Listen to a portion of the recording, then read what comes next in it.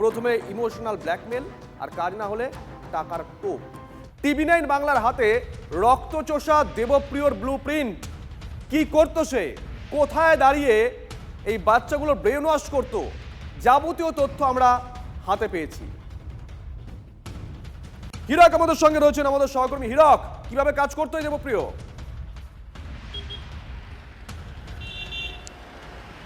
দেখো, দুর্গাপুরের এই যে রক্তচোষার যে ব্লুপ্রিন্ট, সেই ব্লুপ্রিন্ট আমাদের হাতে এসছে। যেটা জানা গেছে যে এখনো পর্যন্ত দেবপ্রিয় চট্টোপাধ্যায় অর্থাৎ এই ঘটনায় অন্যতম অভিযুক্ত, যাকে পুলিশ, দুর্গাপুর থানার পুলিশ ইতিমধ্যে গ্রেপ্তার করেছে, সেই দেবপ্রিয় চট্টোপাধ্যায় সে যে বেসরকারি স্কুলের ছাত্র, সেই বেসরকারি স্কুলের প্রাক্তন ছাত্র। সেই বেসরকারি স্কুলের সামনে সে দিনের পর দিন দাঁড়িয়ে থাকতো এবং স্কুলের সামনে বড় একটা মাঠ রয়েছে, যে মাঠের সামনে সে দাঁড়িয়ে থাকতো। স্কুল যখন ছুটি হতো তখন যে সমস্ত পড়ুয়ারা স্কুল থেকে বেরিয়ে আসতো, মূলত 8, 9, 10 এই তিনটি ক্লাসের পড়ুয়ারা তার সব টার্গেট ছিল এবং সেই পড়ুয়াদের সে প্রথমে আলাপ জমাতো। যেহেতু সে স্কুলে একটা সময় পড়তো, 23-24 শিক্ষাবর্ষে সে মাধ্যমিক দিয়েছিল, আমরা স্কুল থেকে তাই জানতে পারলাম। এবং সেই স্কুলের সামনে দাঁড়িয়ে সে স্কুলের যারা জুনিয়র পড়ুয়া অর্থাৎ 8, 9, 10-এ যারা পড়াশোনা করে তাদের সঙ্গে আলাপ জমাতো এবং আলাপ জমিয়ে কখনো তাকে ইমোশনাল ব্ল্যাকমেল করতো, কখনো বলতো তার আত্মীয় অসুস্থ এবং তাকে রক্ত না দিলে বাঁচানো যাবে না, সুতরাং রক্ত দিতে হবে। এইভাবে তাকে কখনো কনভিন্স করার চেষ্টা করতো, কখনো আবার টাকার টোপ দেওয়া হতো। 300 থেকে 500 টাকা টোপ দিয়ে সেই স্টুডেন্টদের নিয়ে যাওয়া হতো। কারা তার সব টার্গেট হতো? মূলত হচ্ছে ইকোনমিক উইকার সেকশনের স্টুডেন্ট যারা, অর্থাৎ একেবারে গরিব হতদরিদ্র পরিবার থেকে যারা এই স্কুলে পড়াশোনা করতে আসে, অল্প মূল্যে যারা স্কুলে পড়াশোনা করে, তাদের এই টাকার টোপ দিয়ে তাদের নিয়ে যাওয়া হতো এবং জোর করে কার্যত রক্তদান করানো হতো। শুধু তাই না, সব থেকে বড় অভিযোগ যেটা সামনে এসছে শুভদীপ, যে এই দেবপ্রিয় চট্টোপাধ্যায়, সেই দেবপ্রিয় চট্টোপাধ্যায় যারা রক্তদান করতে ইচ্ছুক হতো তাদের কাছ থেকে আধার নম্বর এবং আধার কার্ড নিত এবং সেই আধার কার্ড ট্যাম্পার করতো। ট্যাম্পার করে তাদের বয়স বাড়িয়ে দেখানো হতো, অর্থাৎ যাদের বয়স 14, 15, 16, 17, তাদের বয়স 18-র ওপরে দেখিয়ে তারপরে রক্তদানে তাদের বাধ্য করতো। গোটা ঘটনা পুলিশ এই মুহূর্তে তদন্ত করে দেখছে। একদিকে যেমন দেবপ্রিয় চট্টোপাধ্যায়ের ভূমিকা, সেটা যেমন খতিয়ে দেখা হচ্ছে, পাশাপাশি অমিত প্রসাদ যাদব এবং মোহাম্মদ হাবিবুল্লাহ যাদের পুলিশ গ্রেপ্তার করেছে তাদেরও জিজ্ঞাসাবাদ করে গোটা ঘটনার আসল কি উঠে আসে নজর থাকবে। কিংসুক দেবপুরই একটা দাদা হয়। আমি হচ্ছে একদিন তো মানে যেদিন ব্লাড দিই আমি, তারপরের দিন আমাকে হচ্ছে দেবপ্রিয় বলে, ভাই হচ্ছে তোর কাছে কোনো ফাঁকা ব্যাঙ্ক অ্যাকাউন্ট আছে? তো সেই অ্যাকাউন্টে যদি আমি ওকে দিই তাহলে ও আমাকে 10,000 টাকা দেবে। আমি সেটা শুনে হচ্ছে ঘাবড়ে যাই। দিন আমার মনে হয় কোনো একটা ইলিগাল কিছু হবে, ব্যাঙ্ক অ্যাকাউন্ট দিয়ে কেউ 10,000 টাকা তো দেবে না। তাই আমি ওর সাথে সেদিন থেকে কথা বলা বন্ধ করি। তখন হচ্ছে আমি হচ্ছে কিংসুকে নিয়ে আরও জানতে পারি। তারপর হচ্ছে আমি এটা হচ্ছে একটা ওর বন্ধু আছে দেবপ্রিয়, শুভদীপ নামে, তার সাথে কি একটা কথাবার্তা বলেছিল। তখন হচ্ছে দেবপ্রিয় বলে ও আর কিংসুক মিলে এই কাজটা করে। না, এই দেবপ্রিয়র সঙ্গে তোমার কিভাবে দেখা হয়েছিল, কিভাবে পরিচয় হয়েছিল? আমি যখন 2024-এ ইয়োগা কম্পিউটার সেন্টারে কম্পিউটার শিখি, তখন থেকে হচ্ছে আমি দেবপ্রিয়কে চিনি। তার আগে কি এই এলাকায় ঘোরাঘুরি করতো? অন্যান্য স্টুডেন্টদেরও কি বলতো? অন্যান্য স্টুডেন্টদেরও বলতে, সেটা আমি পরে জানতে পারি। কিসের প্রলোভন দেখানো হতো মূলত? মূলত বলতে হচ্ছে আমার মানে তারই কোনো রিলেটিভ বা কেউ দিদি, বোন, মা, মানে কেউ একজন হচ্ছে অসুস্থ, তাই লাগবে। কিন্তু সেটা তো বারে বারে হয় না, অর্থের লোভও তো দেখানো হতো, টাকা পয়সা দেওয়া হবে। সেটা বলতে হচ্ছে পেশেন্ট নিজে স্ব ইচ্ছায় দেয়। এই দুবার যে রক্ত দিলে, কতদিনের মাথায় এই দুবার রক্ত দিয়েছিলে তুমি? এটা 3.5 মাস পর পর। তার জন্য তোমাকে 200 করে টাকা দিয়েছে? হ্যাঁ, ওই যাওয়া আর আসার ভাড়াটা। আর দেবপ্রিয় নিজে কত পেতো কিছু জানো? ওর বন্ধুদের থেকে শুনেছিলাম, কারোর মুখ থেকে ও 4-5 হাজার টাকা মতন পেতো। আমাকেই না, অনেক ছেলেকেই বলেছিল কি যদি ছেলে খুঁজে দিই তো ওকে 500 টাকা করে পার 200 টাকা করে পার ছেলে দেবে। আরও বাচ্চাদের দেখেছিলে যারা স্কুল স্টুডেন্ট? দেখেছিলাম, 2-3 জনাকে দেখেছিলাম আমি। মানে তাদের কি দেবপ্রিয়ই নিয়ে গেছিল নাকি? হ্যাঁ, দেবপ্রিয় নিয়ে গেছিলো। ও যখন আমি একবার গেছিলাম তখন একটা ফোনে কথা বলছিল, আর একটা ব্লাড ব্যাঙ্ক ছিল এখানে নাকি ছিল 4-5 জন, তো দাঁড়াতে বলেছিল ওদেরকে কি ও যাচ্ছে ওইখান থেকে নেবে। হাসপাতালে যখন গেছিলাম তখন দেবপ্রিয় একটা ফর্ম ভরেছিল, ফর্মটাতে শুধু আমাকে বললো যে সাইন করে দিতে। আমি সাইন করে দিলাম। তারপর ভিতরে গেলাম তো একটা দিদি ওই রেজিস্টারে লিখছিল, নাম লিখেছে, ওর মধ্যে সাইন নিয়েছে, আর একটা দিদি ওয়েট চেক করছিল। তো ওয়েট চেক করলো, তো বলেছে সব ঠিক আছে। তারপর জিজ্ঞেস করলো তো মেডিসিন নিই নাকি শরীর খারাপ আছে। তো দেবপ্রিয় বলেছিল যদি এগুলো বলে তো না বলবি। দেখুন এই দেবপ্রিয়র বিরুদ্ধে কিন্তু আরো সাংঘাতিক অভিযোগ উঠে আসছে। কি জানা যাচ্ছে, যারা নাবালক ছিল তাদের নাকি বয়স বাড়িয়ে তাদেরকে সাবালক দেখানো হতো আধার কার্ডে। অন্তত এমনটাই অভিযোগ উঠে আসছে, আধার কার্ডে নাবালক পড়ুয়াদের জন্ম তারিখ বদল করে সাবালক করা হতো তাদের। হাসপাতালে ঢোকার আগে বদলে দেওয়া হতো জন্মের তারিখ। বিস্ফোরক অভিযোগ বেসরকারি স্কুলের অধ্যক্ষা। হসপিটালে ঢোকার আগে তো ওদের বয়সটা চেঞ্জ করেছে, মানে একটা অ্যাপের মাধ্যমে ওরা বলছে চোখ ব্লিঙ্ক করলাম, সেখানে আমাদের ডেট অফ বার্থ চেঞ্জ হলো। ওই সমস্ত রেকর্ড কিন্তু ওই দেবপ্রিয়র কাছেই আছে। ও কিন্তু সবটা দেয়নি ওদেরকে, ঠিক আছে? যে আধার কার্ডে যে ওদের ডেট অফ বার্থটা চেঞ্জ করেছে সেটা কিন্তু ওর কাছেই রাখা আছে। চেঞ্জ করে সেটা তো একটা লং প্রসেস, তো সেটা না, ওইখানে দাঁড়িয়ে করেছে, একদম অ্যাট এ টাইম দাঁড়িয়ে হসপিটালের যে এন্ট্রান্সটা তার বাইরে দাঁড়িয়ে, ওখানে কোনো একটা জায়গায় ওরা মিট করে, ওইখানে দাঁড়িয়ে আধার থেকে ডেট অফ বার্থ চেঞ্জ করে তারপরে কিন্তু হসপিটালে ওরা ঢোকাচ্ছে। ও দু একটা নাম বলছে দেবপ্রিয়, ঠিক আছে? তার মধ্যে একটা নাম কিছুটা উঠে আসছে, কিছুটা ও কিন্তু মানে অন্যরকম কথাও বলছে, যেগুলো আমার মনে হচ্ছে বেসলেস। কিন্তু ও কিছু নাম আমাকেও একটা নাম বলেছে। তো আমার মনে হয় পুলিশ এটা তদন্ত করলে খুব ভালো হয়। এটা বিশাল বড় র্যাকেট, এর ওপরে আরও কিছু আছে। এদের মানবিকতা নেই, এরা যেন তেন প্রকারের রক্তটাকে চাইছে, যেটা আমার কাছে মনে হচ্ছে ভীষণ বিপজ্জনক। এবার প্রসঙ্গ আছে দুর্গাপুরের সেই বেসরকারি হাসপাতাল। তারা কোনোভাবে জড়িত কি এর মধ্যে? তারা একটা দায় এড়িয়ে যাওয়ার মতো বক্তব্য তুলে ধরেছেন বলা যায়। তারা বলছে যে কোনো রকম কোনো বেনিয়ম রক্ত নেওয়ার ক্ষেত্রে হয় না যদি কেউ শংসাপত্র মানে জন্মের সার্টিফিকেট বা বয়সের সার্টিফিকেট প্রমাণপত্র সেটা জাল না দেখিয়ে থাকেন। আমরা 18 থেকে 65 ইয়ার্সের উপরে এবং আরও সব ক্রাইটেরিয়া দেখার পরেই আমরা ব্লাডের ডোনেশন নিই।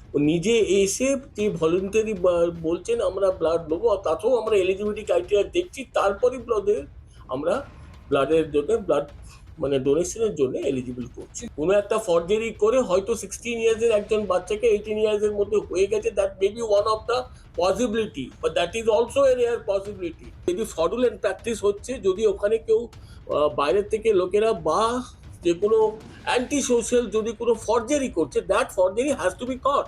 হসপিটালে কোনো রকমের এখানে হাত নেই। আর শুধুমাত্র একটি স্কুলের পড়ুয়ারা নয়, এই কারবারিদের নজরে ছিল আরো একাধিক স্কুলের পড়ুয়ারা। মূলত টাকার টোপ দিয়ে কিন্তু তাদেরকে এই কারবারের সঙ্গে যুক্ত করার একটা চেষ্টা চালানো হতো। টাকার টোপ দিয়ে একাধিক স্কুলের পড়ুয়াদের থেকে নেওয়া হয়েছে রক্ত, অন্তত এমনটাই জানা যাচ্ছে। পড়ুয়াদের থেকেই জেনেছেন বলে দাবি করছেন স্কুলের অধ্যক্ষা। দুর্গাপুরের নির্দিষ্ট একটি বেসরকারি হাসপাতালে রক্ত কারবারের অভিযোগ উঠে আসছে। তোমাকে কি বলা হয়েছিল যে রক্ত দেওয়ার জন্য? তোমাকে কি বলা হয়েছিল? আমাকে বলেছিল আমার একটা রিলেটিভ মানে ওই দাদাটার একটা রিলেটিভ হচ্ছে ভর্তি আছে, তাই খুব আর্জেন্ট ব্লাডের নিড আছে, তাই আমাকে দিতে বলেছিল। টাকা পয়সা কিছু দেওয়ার কথা বলেছিল? আমি বললাম যখন হেল্প করছি আমার টাকা লাগবে না। তো ও বললো যখন পেশেন্ট মানে ইচ্ছায় দিচ্ছে আমার ওরা, তো নিই না। আমি বললাম তারপর দিয়ে দাও। কত টাকা দেবে বলেছিল? বলেছিল তো 300 দেবে। দিয়েছিল টাকা? আমাকে দেয়নি, বাট আমার সাথে আরেকজন যে গেছিলো সে পেয়েছিল। শুধুমাত্র এই স্কুলে না, অন্য স্কুল থেকেও বাচ্চাদের নিয়ে যাওয়া হতো? অন্য স্কুল থেকেও নিয়ে যাওয়া হতো। তোমার যে আধার কার্ড, সেই আধার কার্ড কি তুমি এই যারা রক্তের কারবারি তাদের দিয়েছিলে? আমি আমার আধার কার্ডটা তো চাইনি, বাট এই যে দেবপ্রিয় আমার আধার নাম্বারটা চেয়েছিল। তারপর একটা হচ্ছে অ্যাপ হয় গভর্নমেন্টেরই, হয়তো এম আধার বলে একটা অ্যাপ আছে, সেখানে হচ্ছে হয়তো সে আধার নাম্বারটা দিয়েছিল, আমাকে চোখ ব্লিঙ্ক করতে বলেছিল। তারপর তার কাছে আমার একটা হয়তো ডিজিটাল আধার চলে গেছিলো। মানে সেক্ষেত্রে কি তোমার এজটা চেঞ্জ করা হয়েছিল? হতে পারে চেঞ্জ হয়েছিল। আধারটা ওখান থেকে ডাউনলোড করেছে, তা দেন কাউকে একটা পাঠিয়েছিল, কিংসুক বলে একজনকে পাঠিয়েছিলাম, আমি দেবপুর ফোনে দেখেছিলাম। তুমি কতবার রক্ত দিয়েছো এবং তোমাকে কি বলে নিয়ে যাওয়া হয়েছে? আমি 2বার রক্ত দিয়েছিলাম। আমাকে বলেছিল একটা ক্রিটিক্যাল সিচুয়েশান আছে, বাচ্চার একটা ছোট বাচ্চার, ওকে দিতে হবে। তো আমি ওকে মানা করেছিলাম অনেকবারই। তো আমাকে 1-2 সপ্তাহ ধরে ফোন করতো, বলতো ছেলে পাঠা, ছেলে দে তাহলে। তো আমি বলতাম না, হবে না আমার কাছে। তো একবার আমি এসেছিলাম স্কুলের বাইরে, তো ওইখানে আমাকে ধরে বলছে ভাই অনেক ক্রিটিক্যাল সিচুয়েশান আছে, বাচ্চাটার ফটো ভিডিও দুটোই দেখালো, আর বলছে প্লিজ দিয়ে দে। তো তখন আমি অত মানা করতে পারলাম না। আমার সাথে একটা বন্ধু ছিল, ও বললো কি ঠিক আছে আমি দিয়ে দেবো। তো ওকে নিয়ে গেল, আমাকে সাথে এমনি নিয়ে গেছিলো। তো যাওয়ার পর ওইখানে গিয়ে আর 1 ইউনিট কম পড়ছিল। তো আমাকে বললো ভাই প্লিজ তুই দিয়ে দে। অনেক জোর করে ইয়ে করে বাচ্চাটার ভিডিও দেখিয়ে বলছে কি বাচ্চাটা হচ্ছে পেশেন্ট, না দিলে বাঁচবে না, এই করবে না। তারপর আমাকে জোর জবরদস্তি করে দেয়া করে দিয়েছি। তুমি কতবার রক্ত দিয়েছো? আমি 2বার দিয়েছি। তো দুবারই কি একই ধরনের তোমাকে বলা হয়েছে, একই ধরনের বিষয়? হ্যাঁ, মানে আলাদা আলাদা বাচ্চা ছিল, 2বারই বলেছে এমনি করে। তোমাকে কি কোনো অর্থের পয়সা দেবো এরকম কিছু বলেছে? না, বলে শুধু বলে যাওয়া আসার 200 টাকা করে দিয়েছিল, যে যাওয়ার 100 আসার 100। আর বলেছিল যদি আমি ছেলে দিই তো আমাকে পার ছেলে 200 টাকা করে দেবে, কিন্তু আমি ওই ছেলে ফেলে দিইনি। আমাকে বলতো কি তুই দে, আমি তোকে আরও টাকা দেবো। আমি বলতাম না ভাই আমি দেবো না। আমি বলেও ছিলাম ওকে কি এটা আমার তো বয়স হয়নি। তো ও বললো এটা বাচ্চাটা অনেক ক্রিটিক্যাল সিচুয়েশনে আছে, এই জন্য ডক্টররা বলেছে কি এটা বয়সে ম্যাটার করবে না, নাহলে বাঁচবে না বাচ্চাটা। এটা তো আছেই, ধরা তো পড়েছে চতুর্দিকে। যে কটা বেসরকারি ব্লাড ব্যাংক এখন অব্দি হানা দেওয়া হয়েছে, তো সর্বত্রই আমরা কিছু না কিছু পেয়েছি। কারোর খুব গভীর অপরাধ আছে, কারোর হালকা, কিন্তু টুকটাক তো আমরা পাচ্ছি। অনেক জায়গায় পেয়েছি যে নাবালকদের রক্ত নেওয়া হয়েছে, অনেক জায়গায় পেয়েছি মাত্রার থেকে অনেক অধিক মাত্রায় রক্ত নেওয়া হয়েছে, 500 ml রক্ত নেওয়া হয়েছে। তাই এইগুলো সবই দুর্নীতি। এর মধ্যে কোনোটাই আমার মনে হয় না কেউ ভুল করে নিয়ে ফেলেছে, সব জেনে বুঝে নিয়েছে এবং ব্যবসায়িক আঙ্গিকেই নেওয়া হয়েছে। প্রত্যেকটা রক্তের প্যাকেট থেকে ফ্রেশ ফ্রোজেন প্লাজমাটা নিয়ম মাফিক বিক্রি করা যায়, সেটা বেনিয়ম নয়। তার জন্যই এই ব্লাড রক্তদান শিবির এবং ব্লাড কালেকশনের এত পুরোপুরি থাকে। অলরেডি তো আমরা প্রত্যেকটা ব্লাড ব্যাংকে এখন অব্দি দেওয়া হচ্ছে, রেড হচ্ছে। একটা ব্লাড ব্যাংক পুরোপুরি বন্ধ করা হয়েছে, বাকিদের যেখানে যেখানে আমরা দোষ পাবো বা যাই পাবো সেগুলোতে আমরা তাদেরকে ফার্দার ক্যাম্প করতে বিরত থাকতে বলবো যতক্ষণ না কারেক্টিভ মেজার্স নেওয়া হয়। এটা অপরাধ, প্রশাসনের দেখা উচিত, সেই স্কুলের টিচাররা বা অভিভাবকদের দেখা উচিত। কোনো অবস্থাতেই এটা আমরা কেউ সমর্থন করি না। তো আমাদের মতো অসংখ্য অর্গানাইজার বা রক্তদাতাদের আবেগের সুযোগ নিয়ে যে বা যারা সেই রক্ত বাইরে পাচার করছেন বা বিক্রি করছেন, কঠোরতম শাস্তি। সেখানে কোনো রাজনীতির দল মত রং দেখা উচিত না। যারা এই ব্যবসায় জড়িত, যারা পাচারে জড়িত, প্রত্যেককে কড়া ব্যবস্থা নেওয়া উচিত। এদিকে দুর্গাপুরে টাকা টোপ দিয়ে নাবালকদের রক্ত নেয়ার অভিযোগে ইতিমধ্যেই 3 জনকে গ্রেফতার করা হয়েছে। তার মধ্যে রয়েছেন স্থানীয় তৃণমূল নেতা অমিত প্রসাদ, স্কুলের প্রাক্তন পড়ুয়া দেবপ্রিয় চট্টোপাধ্যায় এবং মোহাম্মদ হাবিবুল্লাহ। পড়ুয়াদের টাকা টোপ দিয়ে রক্তদানে রাজি করাতো এই স্কুলের প্রাক্তনী মানে দেবপ্রিয়।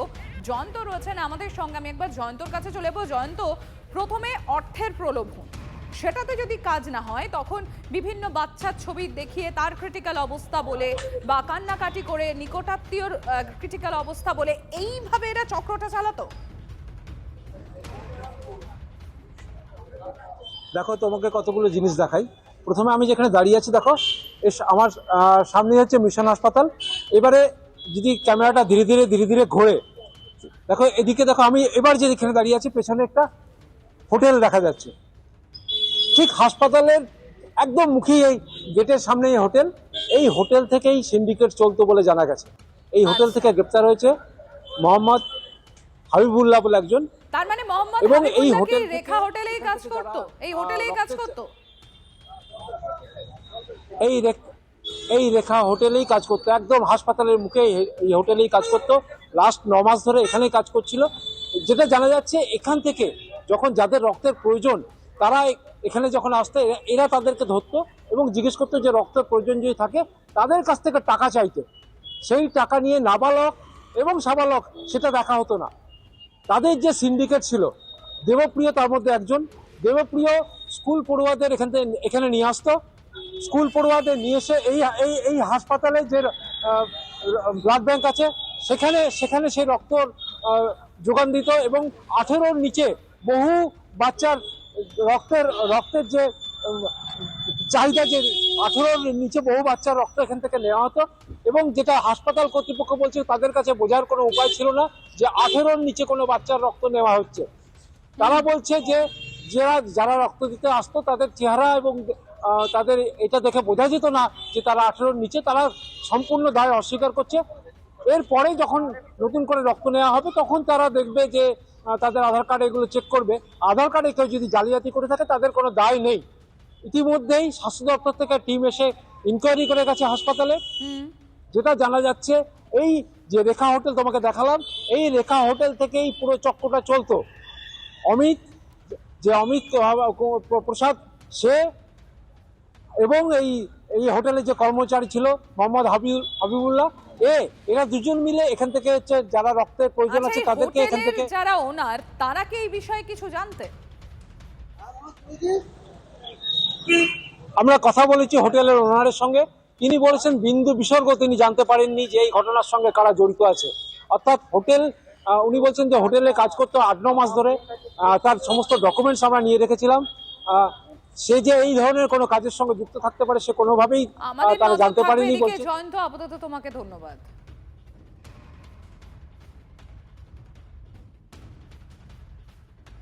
তোমাকে কি বলেছিল? আজ ওর নাম কি যে ছেলেটি বলেছিল? দেবপ্রিয় দাদা। কি বলেছিল? বলেছিল ওরা বাইরে দাঁড়িয়ে গল্প করছিল, তো এবার আমাকে ডেকে বলছে যে তুই কি ব্লাড ডোনেট করবে, মানে অন্য কারোর 18+ এজের কি কোনো বাচ্চা আছে যে ব্লাড ডোনেট করবে? তো আমি বললাম না, আমার মাকে যদি বলি তাহলে আমার মা রাজি হবে না। আর তারপরে বললো যে অন্য কেউ আছে কি? তো আমি বললাম না, অন্য কেউ তো নেই। বলছে পাড়ার কেউ থাকলে তাহলে অন্য কন্ট্যাক্টে দিস। তো আমি বললাম না, পাড়ারও কেউ নেই। তো তারপরে বললো আচ্ছা ঠিক আছে। স্কুলের? না, স্কুলের কেউ বলেনি। আচ্ছা, তোমার কাছে কি রক্ত দিলে তোমাকে কোনো কিছু টাকার অফার করেছিল? হ্যাঁ, বলেছিল যে আমাকে দেবে 250 টাকা, আর যে রক্ত দেবে তাকে দেবে 300 টাকা। মানে বলো। আর ওরা মানে যাওয়া আসার ব্যবস্থা ওরাই করে দেবে, এটা বলেছিল। মানে রক্ত দিলে টাকা পাওয়া যাবে? হ্যাঁ, বলেছিল। আর তুমি জোগাড় করে দিলে? আমি জোগাড় করে দিলে বলছিল আমাকেও টাকা দেবে। কত টাকা? 250 টাকা।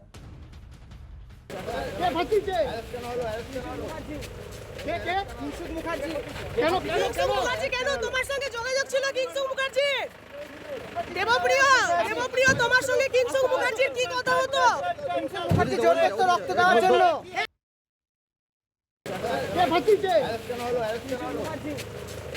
কিংসুক মুখার্জি কেন তোমার সঙ্গে যোগাযোগ ছিল কিংসুক মুখার্জির? দেবপ্রিয় তোমার সঙ্গে কিংসুক মুখার্জির কি কথা হতো? মুখার্জি জোর করতো রক্ত দেওয়ার জন্য। এটা সোশ্যাল মিডিয়াকে কিছু একটা উপায় বের করতেই হবে। এইভাবে বাচ্চা তো সব আমরা চাইছি যে আমাদের বাচ্চা ভালোভাবে পড়াশোনা করবে। শাস্তি তো অবশ্যই চাইবো। আজকে অন্যর বাচ্চা আছে, আজকে কালকে যদি আমার বাচ্চা যায়, এটা শাস্তি হওয়াই উচিত। এটা তো একদমই উচিত নয়। কি চাইবেন? তাদের নিশ্চয়ই শাস্তি চাই। আমার বাচ্চা এখানে পড়ছে, তো আমি ডেলি নিতে আসছি এবং গার্ডকে ডেলি বলে যাচ্ছি যে আমি এলে আমাকে বাচ্চা আমার হাতে হ্যান্ডওভার করবেন, যাতে কেউ এলে উল্টো পাল্টা লোক তাকে হাতে দেবেন না। হ্যাঁ, এইসব বলে যাচ্ছি আমরা তো আতঙ্কে আছি। আমরা তো সবসময় আমাদের বাচ্চাকে বোঝাচ্ছি যেন কেউ কোনো কিছু দিলে বা কিছু করলে যেন না খায়, বা কেউ কোথাও যেতে চাইলে যেন না যায়। অবশ্যই প্রিন্সিপাল ম্যামের কাছে যেন জানানোটা তাদের উচিত। স্কোয়াডের সামনে দাঁড় করিয়ে দেওয়া উচিত। এবং এরা মাত্রই 5টা ছেলে নয়, এরকম অনেক বড় র্যাকেট আছে। আমি এমন ছেলেকে চিনি, রক্ত বিক্রি করতে করতে একটা মিলিটারি এক্স আর্মি এইরকম তাজা চেহারা, সে মারা গেছে ভবানীপুর সাঁকারি পাড়ায়। তাকে মমতা ব্যানার্জির ওয়ার্ডে থাকতেন। বাংলায় কি হয় সবাই দেখতে পাচ্ছি আমরা। কদিন আগে একটা ব্লাড ব্যাংক ধরা পড়লো 2 নম্বরই কারবারের জন্য। আবার একটা ব্লাড ব্যাংক ধরা পড়ছে। ব্লাড ব্যাংকের উপরে কোনো নিয়ন্ত্রণ নেই। হাসপাতালে যান, সেখানে যারা ব্লাড দরকার যাদের, তাদের জন্য দালাল চক্র সক্রিয় হয়ে থাকে। মানুষের প্রয়োজনে মানুষ রক্ত পায় না, সেগুলো বিক্রি হয়ে যায়। প্রশাসন যখন পঙ্গু হয়ে যায় না, অনেক বছর ধরে যখন অব্যবস্থা চলে, প্রশাসন ভেঙে পড়ে, তখন সর্বত্র এই ধরনের রোগ ঘুণ ধরে যায়। আজকে দেখুন স্বাস্থ্য নিয়ে কোন ক্ষেত্রে হয়নি, তো সার্বিকভাবে পতন হয়েছে আমাদের। এর উত্থানের জন্য সময় লাগবে। সমস্ত নাগরিককে এর জন্য কিছু না কিছু করতে হবে। আর এই পুরো রক্ত পাচার চক্র নিয়ে যখন খোঁজ খবর চলছে, তার মধ্যে রায়গঞ্জে একটা রক্তদান শিবিরকে নিয়ে বিতর্ক তৈরি হয়েছে। একজন রক্তদাতা, তার মৃত্যু হয়েছে রক্ত দেওয়ার পর, এবং তাকে জোর করে রক্ত নেওয়া হয়েছে এমনও অভিযোগ করা হচ্ছে। সে আবার নেশাগ্রস্ত যুবক ছিল, কারণ নেশা মুক্তি কেন্দ্রে সে ছিল, সেখান থেকে জোর করে নিয়ে আসা হয়। বিশ্বরূপ আমাদের প্রতিনিধি আরো জানাচ্ছেন বিস্তারিতভাবে। বিশ্বরূপ, কি হয়েছে? তো বড় অভিযোগ। বিশ্বরূপ, কি অভিযোগ করা হয়েছে? শোনা যাচ্ছে বিশ্বরূপ? হ্যাঁ দেখো, পুলিশ সূত্রে জানা গিয়েছে মৃত যুবকের নাম সঞ্জীব কর্মকার, বয়স 39, বাড়ি রায়গঞ্জের দেবীনগর এলাকায়। পরিবারের যেটা অভিযোগ, নেশার সমস্যা বেড়ে যাওয়ায় গত 29শে মে তাকে ইটাহারের ফ্রিডম ফাউন্ডেশন নামে একটি আবাসিক নেশামুক্তি কেন্দ্রে ভর্তি করা হয়। গত 28 জুলাই তাকে বাড়িতে ফিরিয়ে আনা হয়। পরিবারের অভিযোগ, বাড়ি ফেরার পর থেকেই তিনি শারীরিকভাবে অত্যন্ত দুর্বল ছিলেন। পরে তারা জানতে পারেন নেশামুক্তি কেন্দ্রে আয়োজিত একটি রক্তদান শিবিরে তিনি রক্তদান করেছিলেন। দেখো, আরো একটা বিষয়ে অভিযোগ করেছেন পরিবার, শারীরিকভাবে দুর্বল অবস্থায় সঞ্জীবের কাছ থেকে রক্ত নেওয়া হয়েছিল, তার জেরেই তার শারীরিক অবস্থার আরো অবনতি ঘটে। পাশাপাশি নেশামুক্তি কেন্দ্র থেকে ফেরার পর তিনি মানসিকভাবেও ভেঙে পড়েছিলেন এবং বাইরে চিকিৎসা করাতে অনীহা দেখান। স্থানীয় এক কবিরাজের কাছে চিকিৎসা চলাকালীন বুধবার বিকেলে আচমকা অসুস্থ হয়ে পড়লে পরিবারের সদস্যরা তাকে রায়গঞ্জ মেডিকেল কলেজে নিয়ে যায়। সেখানে চিকিৎসকরা তাকে মৃত বলে ঘোষণা করে। দেখো, নেশামুক্তি কেন্দ্রের পক্ষ থেকে যেটা জানানো হয়েছে, তারা অন্য নেশামুক্তি কেন্দ্রে দেখেছিলেন এরকম রক্তদান শিবির হয়, তাই তারাও ইচ্ছা প্রকাশ করেছিলেন আমরাও একটি রক্তদান শিবির করব। কিন্তু এখন কোন সংস্থা পুলিশ এবং করছে, স্বাস্থ্য দপ্তরের কাছে অভিযোগ গেছে, পুরো খতিয়ে দেখা হচ্ছে কি হয়েছে ঘটনা। ধন্যবাদ। ও ছিল সাইকিয়াট্রিক পেশেন্ট, এবার ডাক্তার ওকে বলেছে যে ওকে আরো কিছুদিন রাখে ওষুধ চালাতে কন্টিনিউ। তোর বাড়ির লোক, এবার বাড়ির লোক যদি নিয়ে যেতে চায় সেখানে তো আমরা আটকাতে পারবো না।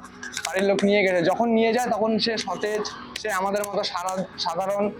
আমাদের কাছে এগুলো নিয়ে কোনো মানে তথ্যই নেই যে এগুলা ব্লাড কোথায় যায়। এই যে আজকে এই ঘটনাগুলো ঘটলো, তারপরে আমরা জানতে পারলাম এই ব্লাডগুলো বলে বিক্রি হচ্ছে, এখান থেকে নিয়ে গিয়ে হসপিটাল থেকে বিক্রি হচ্ছে জীবন রেখা থেকে। তো সেই জায়গায় তো আমরা তো স্যার ব্লাড ডোনেট করেছি। ভাইকে আসতে নিয়ে ছুটি দিয়ে যখন আসি তখন আমার ভাই চেহারাটা কিরকম লাগতেছে, তখন ভাই বলল, ওদের সামনে বলেন এই ভয়ে আমাকে অর্ধেক রাস্তায় আমাকে বললো যে দাদা আমার শরীর থেকে অনেক রক্ত নিয়ে নেওয়া হয়েছে। হ্যাঁ, বলে কি যে আমাদের হোমের 4 বছর পূর্ণ হলো, তো সেই উপলক্ষে আমরা একটা ব্লাড ডোনেশন ক্যাম্পের মানে আয়োজন করছি।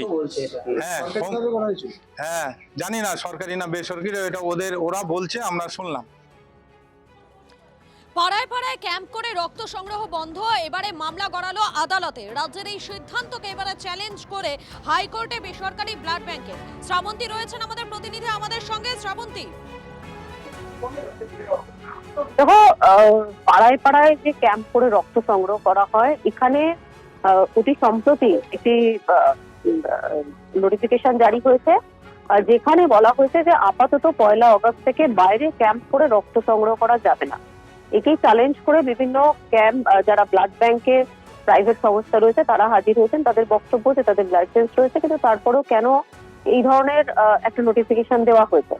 আগামী 14 আগস্টের মধ্যে রিপোর্ট তলব করেছেন বিচারপতি কৃষ্ণা রাও।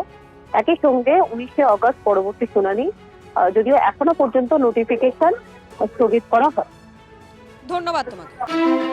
TV9 বাংলা সুস্বাস্থ্য 2026। যাদের হাতে আমাদের প্রাণ, তাদের জানাই সম্মান। যে চিকিৎসকরা আমাদের জীবনটাকে ঘিরে রেখেছেন তাদের সম্মান জানাবো আমরা। TV9 বাংলা হেলথ কনক্লেভ পুরস্কার যেগুলো দিচ্ছেন তার জন্য চিকিৎসকরা উদ্বুদ্ধ হয়। স্বাস্থ্য পরিষেবায় সেরার সম্মান। দেখুন TV9 বাংলা সুস্বাস্থ্য, শনিবার বিকেল 5টা বেজে 25 মিনিটে TV9 বাংলায়। TV9 বাংলা, না দেখলেই নয়।